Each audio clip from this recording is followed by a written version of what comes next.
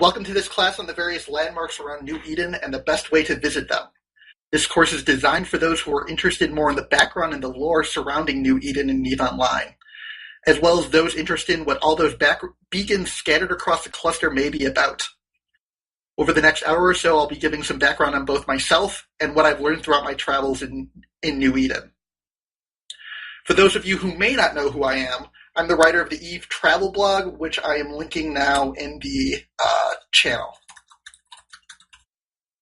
It's a blog dedicated solely to documenting all landmarks in New Eden and trying to fit those landmarks into the broader tapestry of EVE Online.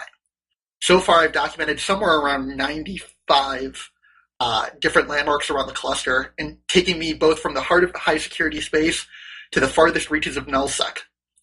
I've been asked to give a lecture today on both how to visit some of the more difficult to see sites, as well as which sites I think are particularly worth looking into.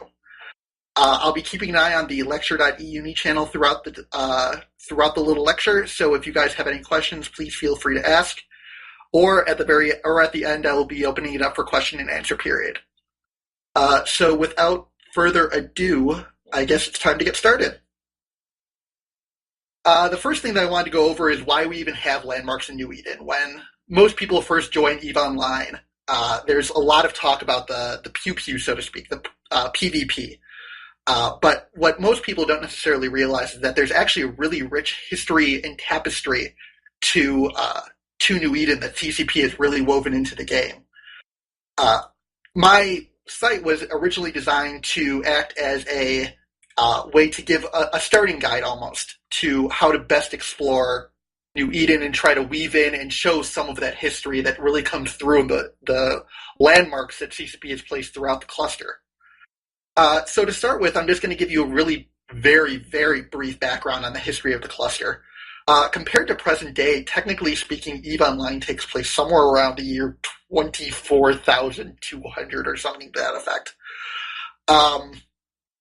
It all started when there was a natural wormhole that opened up in the system of New Eden, which original colonist called the EVE Gate. You can actually still see it if you make your way out to New Eden, although that is a little bit of a hazardous trek. We'll be returning to the EVE Gate in a little while. After colonization had started for about 150 years, the gate from around our current solar system to New Eden collapsed. The EVE Gate collapsed. And at that point, it was really more of what the canon calls the Dark Ages almost. A number of civilizations came to the fore and later collapsed for reasons unknown. But most of them were just not self-sustainable at the moment. But there were a few spacebound civilizations that we'll be talking about a little bit later on as well. However, eventually, 5 civilizations did survive. 4 of them are very familiar to you, I'm sure: the Amar, the Minmatar, the Gallente, and the Caldari, as well as the more mysterious Jovian Empire, which you can actually see if you look at your star map, but they are completely isolated from the rest of the cluster. There's no way to get into it outside of I believe, technically speaking, the Alliance tournaments take place in Jove space. But other than that, it's completely cut off from the rest of us. As these different empires reemerged, however, they came to interact with each other. Obviously, we had the Amar conqueror of the Minmatar, that still Minmatar define themselves almost by to this day. As well as some people may not know that the Gallente and the Caldari actually started in the same solar system. Gallente Prime and Caldari Prime are located just a planet apart from each other in Luminaire. And it was when the Caldari didn't want to necessarily play by the rules of the rest of the Federation that they seceded and moved over to New Caldari, where they sit to this day. The landmarks that I really study throughout the cluster are a way to look into this history that has really developed both player and through non-playable characters in the various empires. For those of you who are looking for a more in-depth history of New Eden, I really recommend The Hitchhiker's Guide to New Eden, which I've linked in the lecture channel. He does an excellent job of breaking down the history, weaving together a lot of the chronicles that have been put out by CCP over the years to really weave together a full narrative of the history of the New Eden cluster. So I really recommend the Hitchhiker's Guide if you're interested in that kind of thing. With that out of the way, I'm going to be moving on to a little bit of the history or the things that might be needed if you're looking to go out and explore these various sites. Before we get to these actual sites, I wanted to say a little bit about what ships and skills you might be wanting before you go exploring. I'm going to be splitting these up into high-sec, low-sec, and null-sec sites. I would like to emphasize that there are, in fact, different beacons, different things to visit throughout New Eden from high-sec to null-sec, so a little bit of a different strategy depending on where you're going. I'll start with high-sec, which are usually fairly straightforward. For many of these sites, just about any ship will do. You can take your rookie Ibis out if you really want to, though I wouldn't recommend it. Some combat will be needed in some of these sites, even in, for example, in Pator, the Eternal Flame Minmatar Monument even has some rats hanging around it these days. So some combat ship would be nice, but it's by no means going to be anything that's going to test your skills in many ways. Maybe a few frigates, a cruiser here and there. There are some more in-depth combat sites, especially in the Cosmos constellation, which I will be getting back to in a little bit. And for those, you really should be looking into what specifically you might run into there, although again, since it's high-sec, it's not exactly going to be anything too taxing. Still, I would recommend doing a little bit of background investigation. The EVE Wiki does a pretty good job of laying out most of the sites and saying if there's going to be any rats there that you might need to take care of, or I do my best to lay out on my site, EVE Travel, if there are going to be any hazards that you should be aware of, if there are going to be any rats, etc., etc., etc. But other than that, it's normal high-sec. You guys have plenty of experience about traveling around it by now, I'm sure. So just keep your eyes out. Next up, low security space. Here, I like to use my covert ops ships as much as possible. I tend to prefer the Buzzard. I've linked my basic Buzzard fit in the lecture channel. It's unfortunately a little bit more skill intensive. The Buzzard, the other races' covert operation ships will work just as well. The Helios and Gallente, the Cheetah for Minmatar, etc. Any of those will work out well for you. But the basic things you're going to be wanting to look for are being able to fit the covert operations cloaking device, as well as, if you're into exploration, the Sister's Core Probe launcher. Those are the covert ops is really helpful for those of you who may not know, because it allows you to warp while cloaked. So you can jump into a system, and then as soon as you start moving, cloak right away, and then warp out of harm's way, essentially. Obviously very useful if you're doing low-sec exploration. You're not really interested in PvP. It is, as I mentioned, it is somewhat high skill, especially if you're trying to really fit that covert ops cloak with other modules. But personally, at least, I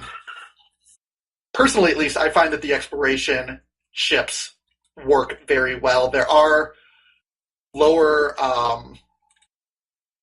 the astrometrics frigates that are used at times, and those don't get the covert ops cloak, but they do get a bonus to the scanning strength on your probe. So again, if you're interested in exploration, I would recommend, even just as a starting ship, the Astromex frigates are a lot easier to get into. Kifa asks in the channel if a prorater would be suitable. A prorater is a blockade runner transport ship, which is capable of fitting the covert ops cloaking device, if I'm not mistaken. Yes, it is. So it is also able to warp while cloaked. I wouldn't necessarily recommend using a transport ship for these kind of things, if only because while the cloak is wonderful in many respects, it does not necessarily keep you from getting decloaked. You can get forcibly decloaked by others if something, including just even something like a drone, gets within 2 kilometers of you in space. And so the reason that the frigates work out really well is because they're very high agility. So even as soon as you're turning on the cloaking device, you can warp away, align very quickly, and get out of the gate, because the gate is probably where you're going to be running into most of your problems. The prorater and the other transport blockade runners. May not necessarily have the agility and the turning ability that you would see when you're dealing with a frigate, for example. If you can't if you can't meet the buzzard yet, I would just recommend going in something small and fast, but don't fly what you can't afford to lose. I'm sure you guys have heard that quite a few times. You're going to be wanting to look. You're going to want to go for something, at least in my opinion, something with a lot of inertial stabilizers. Those increase your agility, making sure that you can turn faster, warp away faster, which is really what you're going for.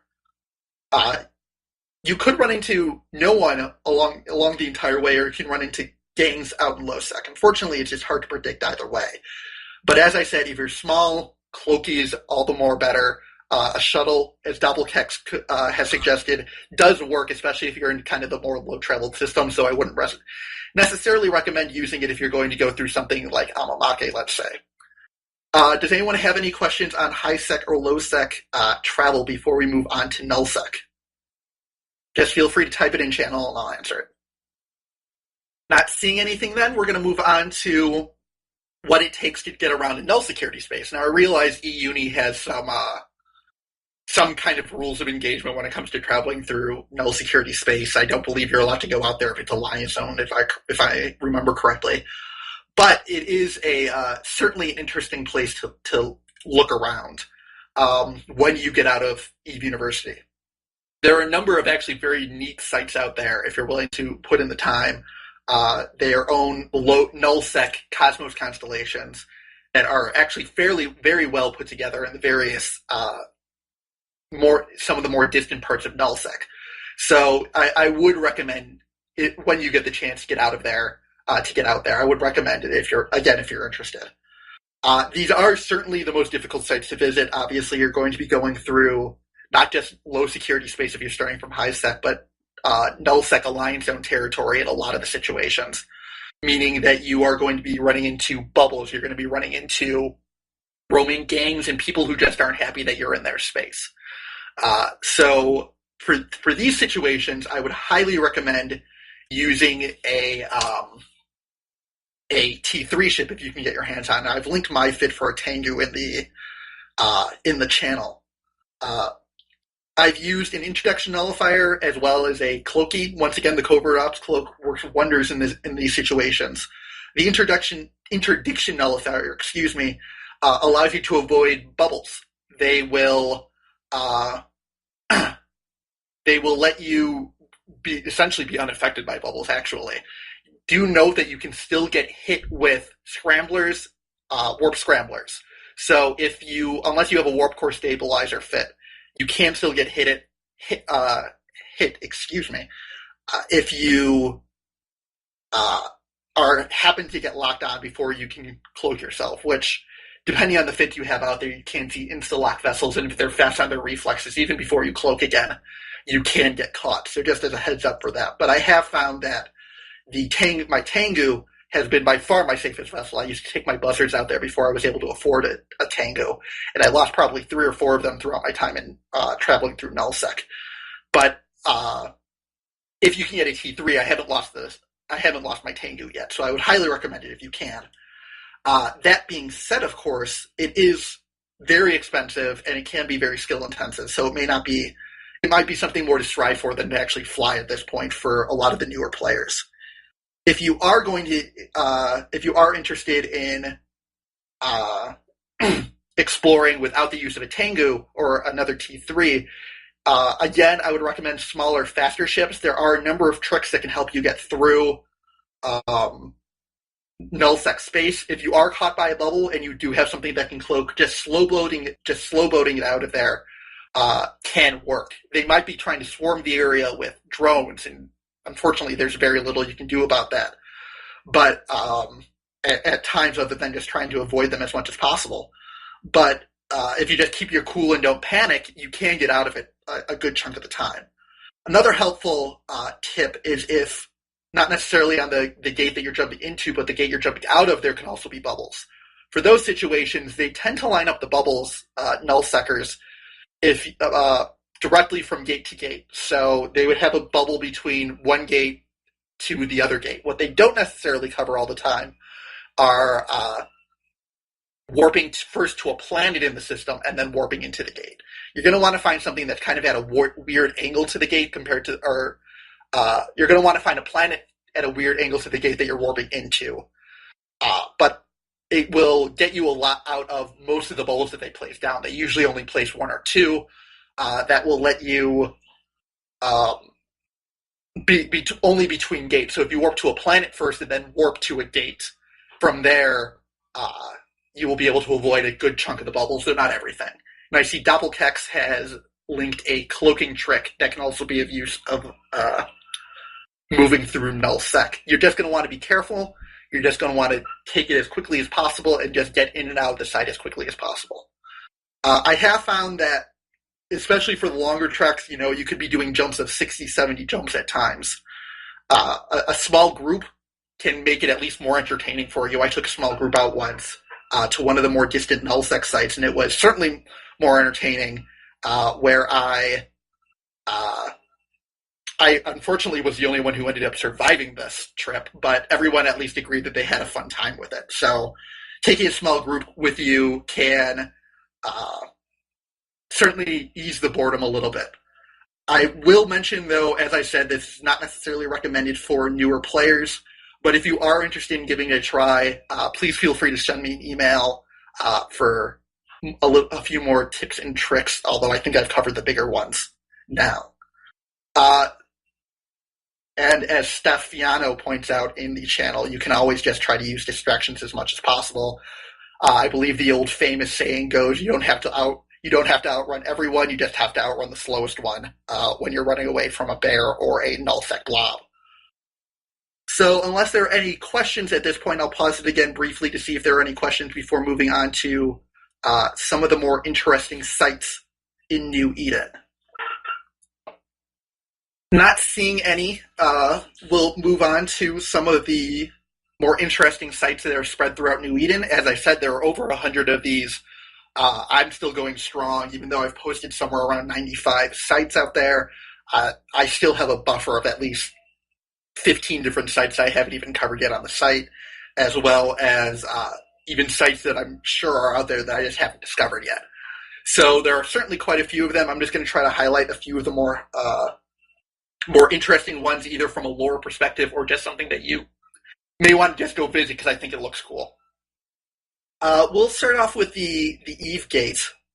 And as we go through these, I'm going to be trying to link to the Eve Travel site that I did on this. So I apologize for the spam that's coming up. But we will start with the Eve Gate. It's going to, as I mentioned in the introduction, this is where everything started.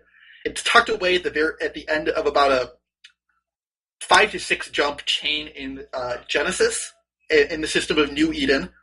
It is really, unfortunately, you can't visit the gate itself. The gate itself is really just a sprite on the background from an out-of-character perspective.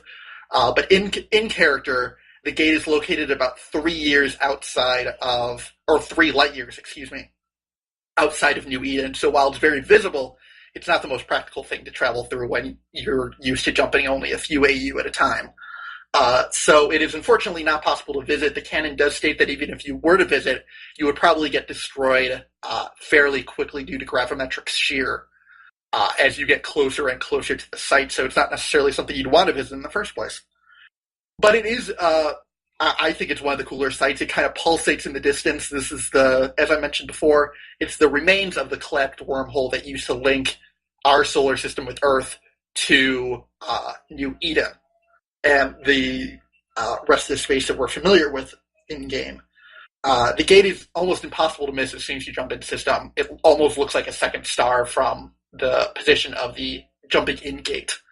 So it is certainly something worth checking out. It's good low-sec practice as well. Chris asks if they're going to be updating the scene with the next patch. I have not checked it out personally on the Singularity server. I have friends who have said that they actually have not updated it for the winter patch. However, with the new Nebula coming in, I've even heard that it's actually a little bit been dulled a little bit compared to the very fancy schmanciness of the Nebula. So as far as I know, it's not going to be an upgrade this time around, but CCP could still surprise us, so we will see what happens. There are a number of pirate alliances that kind of like to frequent the area, especially closer to highest X space. Once you get deeper into the chain, they're less and less prevalent. So just to keep your eye out on that, there can be pirate gate camps, though I've personally never run into it. I've done that run probably a good 7 or 8 times now for various reasons. And I don't think I've ever actually run into a pirate gate camp, but I've heard many a horror story about that. So it is certainly something to keep an eye on and to be aware of. There are, while you're down in that area, there are certainly a few other things to visit down in that general vicinity. Perhaps the most famous of those, if anyone is familiar with the book 2001: A Space Odyssey, they would appreciate seeing that they're at Dead End 5, Moon 5, is actually a monolith. Actually, now that I think about it, they've made it its own beacon, so I don't think it's at the moon anymore. But there is a monolith in Dead End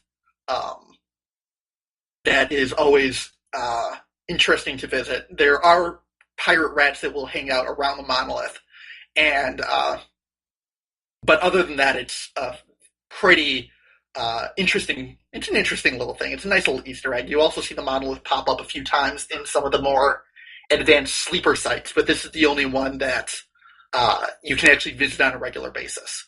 There is rumors going around that I've heard a few times of people who say that there is a second monolith in New Eden that jumps around from system to system and moon to moon. I've heard rumors of this that come up maybe 2 or 3 times. I've never actually seen it. So I cannot confirm that either way. Lana Lang asks if the monoliths are linked to the sleepers. That does seem to be CCP's intent in bringing the monolith in at a few of the sleeper sites. I don't know if that was their original intent when they put it in Dead End 5. If you info the monolith in Dead End, it will say it's full of stars, which is obviously something that's well known from 2001. But there does seem to be a bit of a retcon going on in terms of linking monoliths to the sleeper civilization, or even the Talikon. They're kind of the other lost civilization that co-inhabited wormhole space. But as for whether or not they definitively are, or if the one in Dead End was meant to be linked to the sleepers, that I don't know either way. But given the fact that these have popped up a few times in sleeper civilization sites, I would not be overly surprised in that respect. A few other things to visit while you're down there. The main system, there's a system called Central Point. This is just a quirky little thing that I think was a mistake when everything was first seeded. But there, especially as you get into down that chain going towards New Eden, you'll run across a number of times old abandoned Amar stations, which I think are meant to represent like stations that were originally built by the colonizers when they first came into New Eden and kind of spread out and then were just kind of left to decay.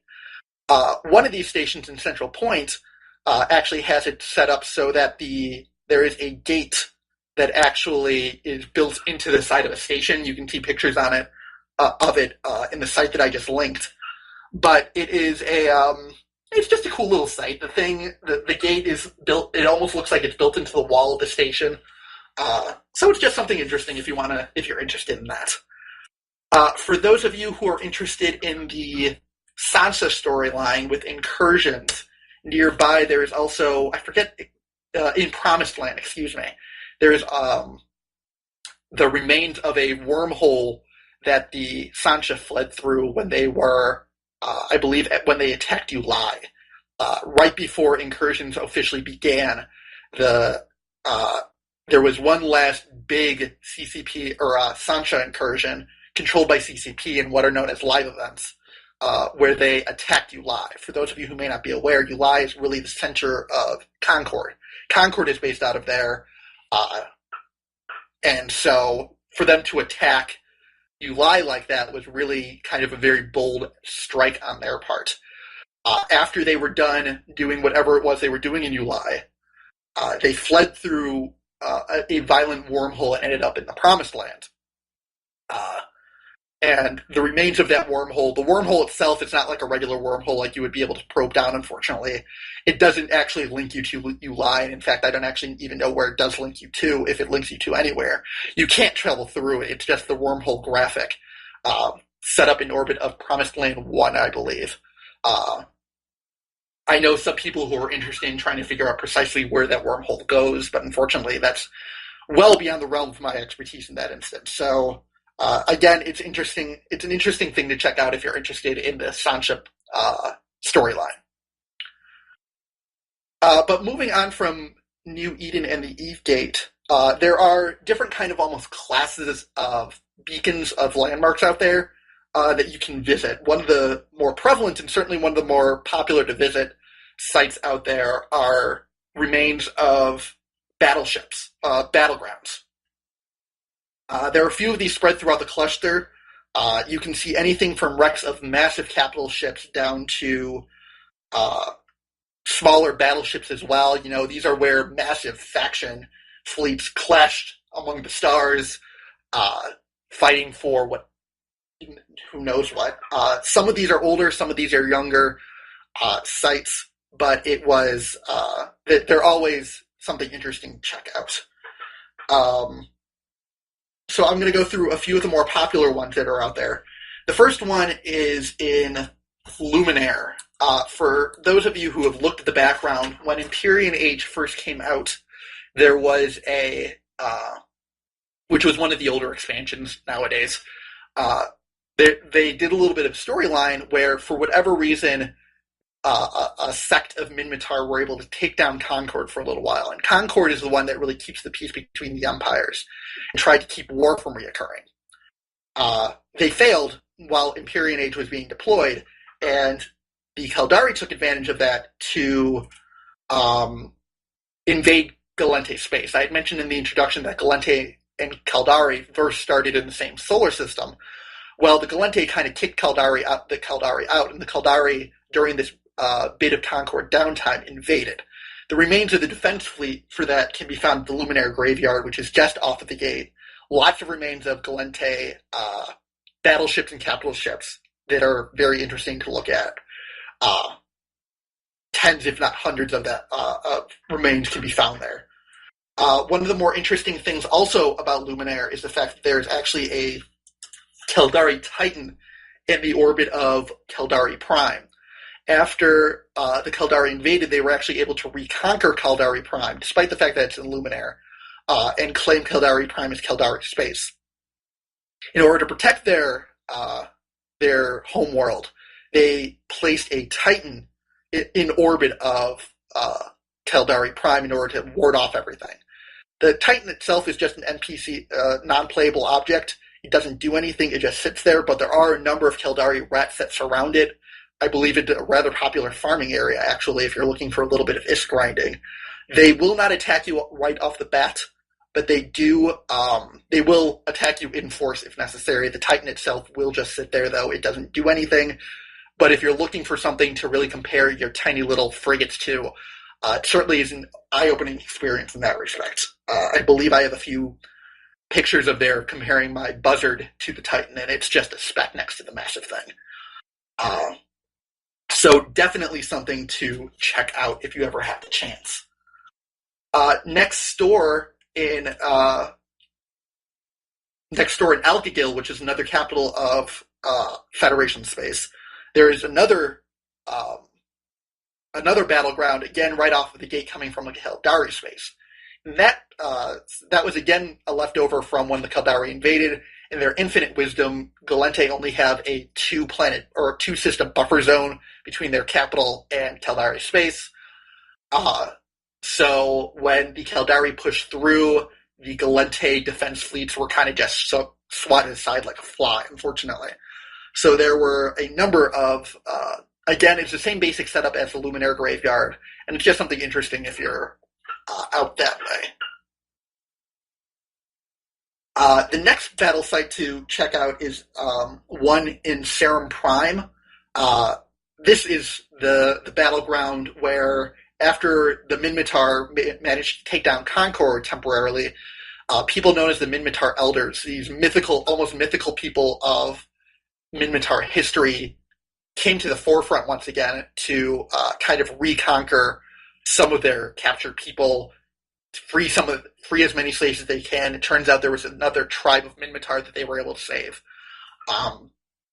And they actually managed to push the Amar back all the way to Sarum Prime.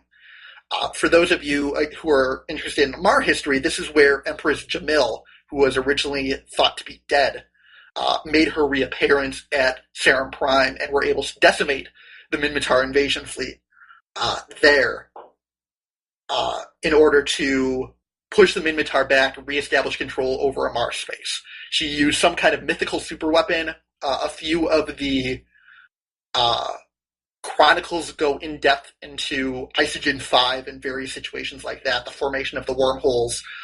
There's a whole slew of information out there if you're interested in it, but I won't get into it now, so feel free to contact me if you're interested in that kind of stuff. Along those lines, the Luminaire Graveyard, obviously to take down Concord, the Minmatar needed to invade Uli. As I mentioned, Uli was the center of Concord. All of their ships are controlled out of that system. So there is the ruins of the Minmatar and Caldari, or Concord, invasion fleets are sitting just off of the main Uli station. The station itself is in a bit of a deserted wreck, or a bit of a wrecked state still, even after all this time. So if you are ever pissed off at Concord and want to see them decimated, feel free to go visit Uli and visit the graveyard there. So those are a few of the more popular battleground sites. As Lana Lang mentioned in channel, the weapon that Empress Sarum used was retrieved from the surroundings of the Eve Gate. I believe the Empyrean Age novel goes into that in fairly good detail, although I've never actually read it personally, unfortunately. Never managed to get my hands on it myself. So I'm going to take a quick break again and see if anyone has any questions before we move on to Cosmo Sites. Not seeing anything, we will move on. Cosmo Sites are an interesting, are kind of an interesting creature. They're very useful if you're looking to grind faction standings. They're useful for Tyke. I will answer your question in just a minute. Just let me finish this. They're useful for grinding faction standings. They're standalone agents. They're their own. You can do it. You can do them in sequence to grind a little bit of faction standing. The only thing you have to be aware of is the fact that a lot of these Cosmos missions are one time only. So unfortunately, you can't just farm most of them to raise up faction standings. But to that extent, they're essentially extended mission chains in a small corner of each empire, as well as in nullsec. They're meant to give a little bit of an extended storyline that to flesh out the character of each of the four empires, as well as a lot of the pirate factions. And so not only do they have agents out there just kind of sitting in space at a lot of these sites, you will see some actually very visually impressive sites that kind of try to give you a feel for the character of each empire. They each kind of have their own little quirky storylines, trying to show the personality of each empire. Dykax asks if there are any other sites with pictures out there. I'm the only one that's dedicated specifically to pictures of landmarks. I do know on the side of Eve Travel, I linked to Katia Say's blog, which I'm blinking on the name of right now, unfortunately. Interstellar Privateer also does pictures now and then, though he's not quite as focused on it. And I am completely blanking on the name of Katia's blog. But there are a few people actually out there. It's recently come into a bit of vogue to do circumnavigations of New Eden, try to visit either all the systems, all the regions, or just go along the very outer edge of New Eden. And so there are a few sites out there to help or to document that, so to speak. That's it.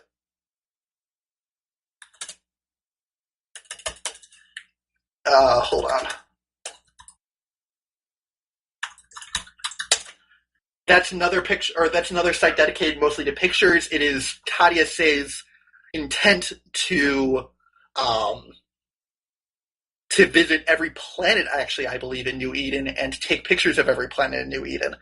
So, not just every system, but every planet, which is obviously a very impressive undertaking on her part. So, something that you might want to check out if you're in the mood looking for a new background on your desktop, certainly, and she's an excellent writer as well. But there are a few other out there, though I'm blanking again on the names. But to get back to Cosmo Sites, as I said, these are essentially extended mission chains, and they can be visually impressive sites. Each of the empires are also kind of tied to an older, ancient, extinct race. The Yan Yung are for the Gallente, the Sleepers in Minmatar space, the Talakan in, I believe, Amar space. So in each of the Cosmos constellations, there are a site, or at least one site, dedicated to the older period of New Eden. There's a Yan Yung relic site, for example, in Deltol. There's I think one or two sleeper sites in Minmatar space. To get you more familiarized with kind of the more ancient races who were supposedly much more technologically advanced than where we are now in New Eden. But for whatever reason, all of these races have died off until now, including, depending on who you talk to, the Sleepers. There are normally going to be enemies in a number of these sites. Not all of them by any means, but there are going to be enemies in a lot of these sites. So the Cosmos Missions wiki, which I'm linking to now, as well as my site, will be able to give you background on whether or not you're going to be running into rats in these sites. So just something to keep an eye out for. The Amar Cosmos constellation, each Cosmos constellation in the Empire, they all occupy one constellation within each faction space. In Amar, the constellation is Araz. As an example of it, I linked to the Imperial Palace complex in Nidupad, which is a massive fortification meant to protect one of the Empress's palaces. You can't visit the palace itself. There's an acceleration gate over there, but it's completely locked down. Obviously, they aren't going to want capsuleers getting close to something that valuable. But you can see a rather massive citadel complex that is meant to guard the palace and the acceleration gate from anyone getting through. So that's kind of showing off a lot of the Amar sites revolve around showing the bureaucracy. There's an imperial governorship that you can visit. There's a civil court. And so the Amar Cosmos constellation is really dedicated to showing the bureaucracy inherent in such a sprawling empire. The Amar Empire is the biggest of the four by far, and it has bureaucracy to match. In Minmatar, the Minmatar Cosmos constellation is in Ani, including areas like Tron is an example of it. Here, the Minmatar story obviously revolves around the fight of the Minmatar against the Amar to throw themselves out. More specifically, it actually focuses on one of the older Minmatar tribes known as the Nefantar. Those were one of the 7 tribes of Matar that were very actually pro-Amar. They agreed with a lot of the Amar doctrine and a lot of the Amar theology and felt that they should be enslaved. Obviously, the rest of the other tribes disagreed with their analysis, and once the rebellion began in full force, the Nefantar were actually also kicked out of Minmatar space and have now recreated themselves in the Amatar Mandate, which you might be familiar with. An example of the Minmatar Cosmos sites is the Reclamation Wreck, which I've just linked. This is the remains of a massive older Amar battleship that the Amar sent in once the rebellion was in full swing, and it was sabotaged within a week and destroyed, and the wreck lingers to this day. Moving on to the Gallente, the Gallente Cosmos constellations revolve more around environmental protection, which does go very well with their reserving or, very liberal philosophy to life, protecting the environment, and yet also showing how they were trying to collaborate a little bit with the Caldari to develop the area as more of a touristy area. There's a lot of interaction between people trying to preserve these environmental wonders in a native state and collaboration with the Caldari, who are trying to develop it into more of a touristy area. There are a few contested areas where the Caldari and these environmentalists are really fighting back and forth with each other. One of my overall favorite sites within that I've seen so far can be found in the Gallente Cosmos constellation in Alsato Bir, is the infested comet remains, which are this old, decrepit, massive comet that's just spewing out gas everywhere. There is a half-completed station within the tail of this comet, and it's just a very visually impressive site, I think. Certainly the most visually impressive that I've seen so far. You can see the pictures I put in there. This is one of those sites that does have a few drones, rogue drones floating about. Those are certainly going to be a little bit to deal with, but nothing major. But as I said, certainly one of my favorite sites out there. And then finally, the Caldari Cosmos constellation is located in O'Kellen. For example, Friggy would be an example of this. Here, the story kind of revolves showing off the seedier underside of the Caldari state. There's a lot of smuggling. There's a lot of bandits roaming around in these Cosmos constellations, and they're trying to just show the darker side of this pristine world that Tibus Heth and the other Caldari are trying to show off. The example that I've chosen to represent this Cosmos constellation is actually not really related to that, to be honest with you, but it's the Clearwater Spring, which is an old archaeological site. The ancient constellation, or the ancient civilization tagged with the Caldari, which I believe are the Telecon, but I could be wrong about that, have a few archaeological remnants. The Clearwater Spring is one of them. It's just a cool little site to check out, so I would highly recommend it. And that is really about it for the Cosmos sites in HiSec. As I mentioned, there are more Cosmos sites when you get deeper into NullSec. The various pirate organizations do have their own Cosmos sites. And unfortunately, now that I think about it, those aren't very well developed on Eve Travel. So I can't really give you many examples of it, but they are out there. You can actually see a number of them if you go into your star map and you are able to, if you're able to activate the landmark names label, which you can find in F10. So there are not everything by any means is marked on there, but some of the more major ones, including a number of the Cosmos sites, have been linked or are mentioned on the star map. So if you're interested in that kind of thing, either contact me or feel free to look at the map in that respect. So that's about it when it comes to Cosmos constellations. Before we move on to just a few of the other more random sites out there, does anyone have any questions? Not seeing anything. This last section is it's much more of a miscellaneous. There's a lot of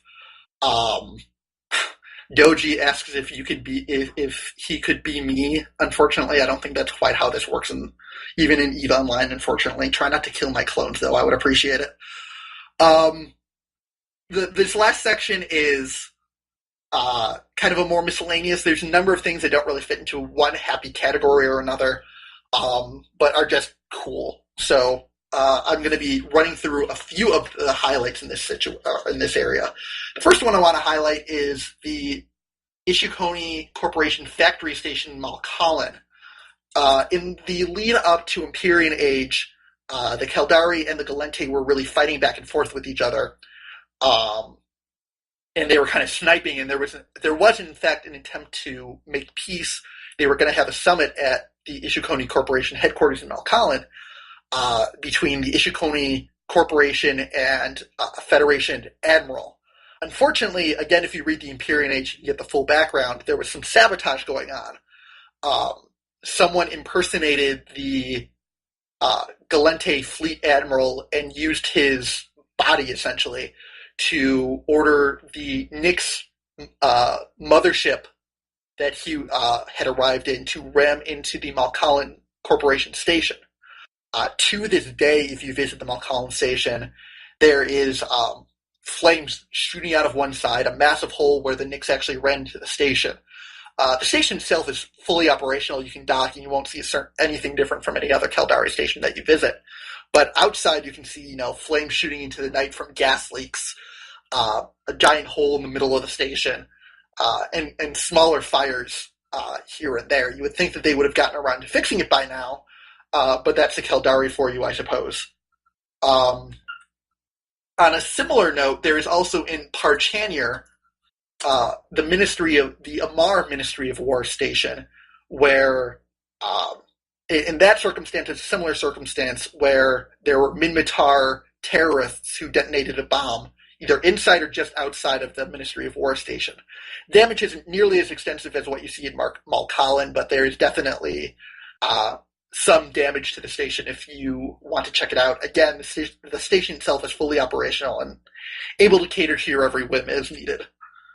One of the more popular sites in Nullsec is the remains of Steve. Steve was the very first Titan ever constructed in New Eden when the site, it was the very first Titan constructed in New Eden when CCP released the ability to actually build Titans.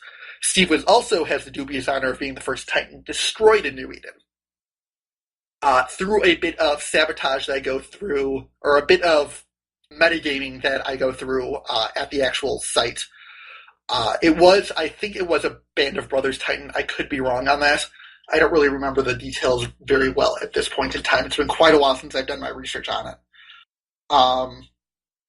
But it was killed I believe the pilot was actually logged off at the time, and they managed to scramble the Titan and kill it while the pilot was logged off. In respect of the fact that this was the first Titan both built and destroyed, CCP has left its shattered remains in the distant system of C9NCC. It's certainly an interesting place to visit. Again, if you're trying to get something to really give you the feel of how massive these ships that we fly actually are. That was well before I got my Tengu. My Buzzard was just a mere speck in it. So certainly an interesting place to check out once you get out of Eve University and you can fly through that. That is certainly very well deep within null security aligned in space, so it's definitely a hazardous trip. But it was definitely something to check out if you are interested in that kind of thing. The next thing that I wanted to point out were what are known as shattered planets.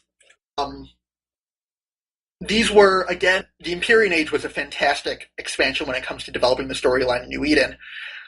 After Empress Jamil came in and saved the Amar with that super weapon that I was talking about, the super weapon was in some way linked to Isogen 5, a very rare isotope, and through a whole bunch of complex things that you can read in detail on the site that I just linked, it essentially caused a lot of solar mass ejections in various type A0 stars. And when those solar mass ejections collided with the different planets around New Eden, they essentially shattered the planets. The planets just fell apart. There are the remains of the planets. I believe there are 7 of them in known space. Again, that website that I linked to, Interstellar Privateer, has done a very thorough job of going through each of these sites, really canvassing both the ones in New Eden and the ones in wormhole space. There are 2 of them in wormhole space. So it is certainly something you might want to investigate. My friend Rabas has done who is an E-UNI alum, has done a very thorough examination of these. So if you're interested in that storyline, I highly recommend you check it out. But even if you aren't, they're just visually very impressive planets. There's a few of them where the warp-in point takes you right through the debris asteroid belt. Just very visually stunning situation, especially since they're so close to the star in a lot of the circumstances. So if you're interested for something to just check out, they're spread everywhere. But there are none in high security space now that I think about it, but there is one in low security space, and the rest of them are spread throughout nullsec. So again, something very interesting to check out if you're interested. Another one that you can actually see, as I mentioned on the map, is the City of God. That is located over in Shastal. This one is an ancient city built by one of the very old Amar emperors in tribute to himself. The site what was meant to be, his crowning achievement to show the glory of the empire, and then it ended up getting sabotaged a few weeks before it was finished.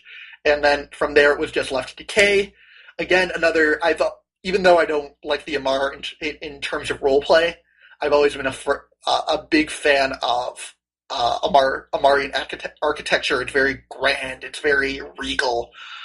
So if you want to check out stuff like that, I would highly recommend City of God for developing a few of your a little bit more of an appreciation for Amarian architecture, shall we say. The last site that I wanted to go over is this very quirky little site that most people don't really know about. It's Chunka's Ship Wash. It's a car wash, essentially, for your ships. Located in Ashab, Planet 2, Moon 1, if I remember correctly. There's no beacon to locate it in system. But it's just a quirky little site. It has stalls set up for ships. Unfortunately, it's all NPC. You can't dock your own ship there, though I really wish you could. But it's a very nice little setup. There's 3 or 4 stalls for various ships coming through. There's a little diner nearby. Chunka himself is out there, I think. So it's just a quirky little site, and it just shows you kind of some of the little humor that CCP and the thought that CCP puts into New Eden. Ships are going to get dirty, especially in Amar, when they have their gleaming golden hulls. They're going to get dirty in space, and so it's nice to realize that people actually thought of, hey, maybe this kind of thing would be used. So that is really about it on my end. I want to thank everyone for coming, and I'd like to thank E-UNI for asking me to guest lecture this. If you have any questions or comments, please don't hesitate to ask. I'm going to open this up to Q&A in a minute or two. I'm always happy to help out new explorers, and if you find something that you think is worthwhile that I haven't gotten around to yet, please feel free to let me know. I'm always on the lookout. There's a number of those sites out there, like Chunka Shipwatch, which are not located by, which are not marked by beacons. I know there are more of those out there, and I want to find them. So if you run into anything, please feel free to let me know. And other than that, I am happy to open this up to questions. And thank you all for attending. Lana asks if there are still unknown landmarks out there. I would almost certainly say yes. As I said, I know there are of at least 2 landmarks out there. The Ship Wash. There's also a damaged drone hive out there in the Gallente Alcatel constellation that are that are not marked by beacons in any way, shape, or form. You either run across them in the course of a mission or in the course of a Cosmos mission, or you just stumble upon them for no apparent reason. So I'm almost positive that there are more out there. I just don't know where they are. So if anyone runs across them, I would be very happy to see it.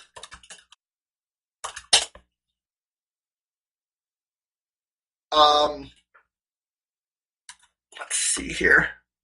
My 3 favorite sites, asked by Dykex. I will be linking Eve Travel again, just a second. My 3 favorite sites, well, as I said, I actually really enjoy the Ship Wash. I think that's just cool. So that is certainly up there in one of my favorite ones. I really enjoyed, as I mentioned earlier, the Infested Comet Remains. I think that was just a visually stunning site.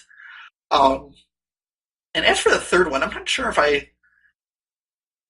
if anything else really comes to the top of my head. I do like seeing the Luminaire Titan that I mentioned in terms of just seeing how massive these ships are. As someone who dwells primarily in high sec, I just don't have a lot of experience with them. So I really enjoy visiting visiting the Titan to remind them. As for ones that I feel like I waste my time on, there are a few. Some of the more nature-y landmarks were a little boring. Ultra Premier that I linked to is really just a floating nebula in space. There's a fairly well-developed backstory to it, actually, in the chronicles in terms of, and I'll link them on the page, in terms of it was this big dance for the release of a new Quaif that got bombed by environmentalists who don't like them. Unfortunately, it's just not that impressive of a site. As for the other ones, there's a few. I can't think of any else off the top of my head that are overly boring, but you can tell almost by the way I do a lot of my writing a lot of the time that when I don't really have a lot to say about a site itself, you can tell that I'm not really all that thrilled with it. Chris Winters asks me what the funniest thing I've come across is throughout my travels. I would have to say, honestly, probably the ship wash.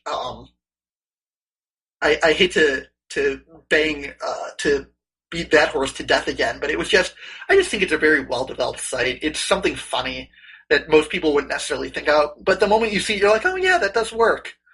So it's just something fun. Pax Dominus asks if landmarks and sites are something that CCP only added at the very beginning or if they're ongoing. They are most certainly ongoing to this day. One of the things they didn't really get into was in recent days there have actually been a few sightings of the mysterious shuttle in Geztik. There is a mysterious beacon out there that have, to my knowledge, only been added fairly recently. We don't know what they're doing there. We don't know what they're watching. We don't know what they're investigating. But they've just appeared in, I think it was the release of Tyrannus. So there are certainly new ones coming up from time to time. And then you have the live story events. The Mulholland Station that I talked about earlier talks a lot about that certainly wasn't in before even Empyrean Age. That was added in, I think a week or two Empyrean Age was released. So you certainly do see more landmarks get added as the storyline warrants it. Unfortunately, the storyline comes and goes in terms of CCP's attention to the storyline, but they are certainly added to more and more as time goes on. Doppelkex asks if I have any more information about sleepers. There is a lot of information about sleepers out there, actually. For those of you who may not be aware of it, there is actually almost an entire research project, CCP-led research project into the sleepers known as Eric Jalan. They don't focus purely on sleepers. I've linked the Eric Jalan main page in the site, but one of the main areas of focus is seeing what it is about sleepers, what they are, where they went if they're still alive, why they were kind of hanging out in wormhole space, and why wormhole space is connected to New Eden. So there is a ton of information out there, much more than I could really even dig into on a cursory level. If you're more interested in getting involved in Eric Jalan, I am one of the researchers on Project Compass, which is dedicated to figuring out where wormhole space is in relation to New Eden, in terms of, how far away is it, yada, yada, yada. So if you're interested in that, I can certainly point you in the right direction. That main website I gave you was certainly a good starting point in terms of researching more about sleepers. There are a number of chronicles out there. So there's a lot of info out there if you know where to look. Vigor Starseed asks if I've explored Jovian space. I really, really wish that I had. I've actually tried to, for those of you who don't know, the tweet fleet on Twitter is actually fairly active if you're interested. and a number of CCP employees, mostly on the community staff, do hang out on Twitter a lot. And I was trying to wrangle my way into getting a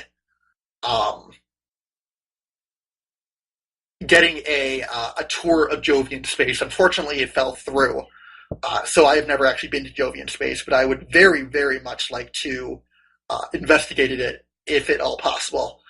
Though, from what I told, one of the CCPers has told me that there's actually nothing in there right now because of the fact that, players aren't allowed in there. So it's a fairly empty area, but it's still something I'd like to see if possible. Chris Winters asks if it's CCP and players that drive the lore of Eve. Certainly both. You see things like the Steve Monument out in Nullsec space.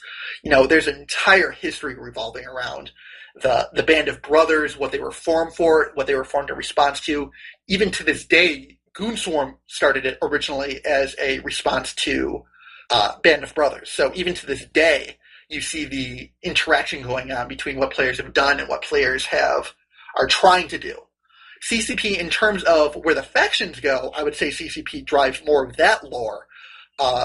Certainly it has more of an effect in high security space, just because of how the system is set up. Players certainly do their best to drive the lore of Eve.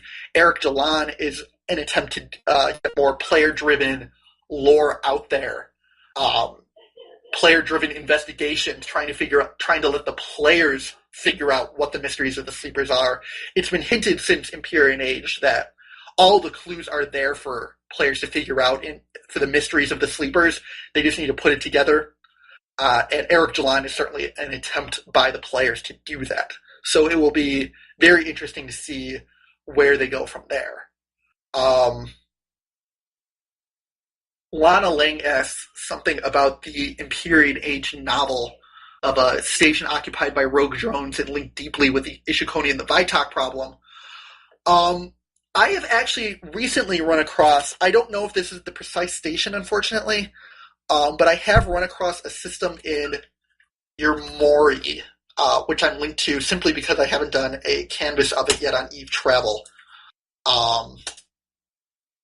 It's something called the Forlorn Hope. I have not explored it at all yet, so I honestly don't know what it's about. I haven't done any research about it.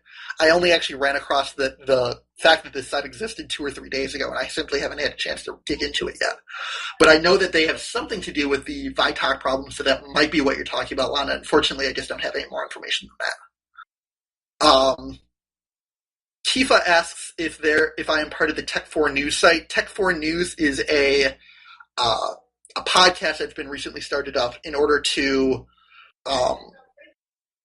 it's an in-character podcast from a role-playing perspective, trying to show capsuleer news from the perspective of non-capsuleers, trying to show what the peons down on the planets think about us.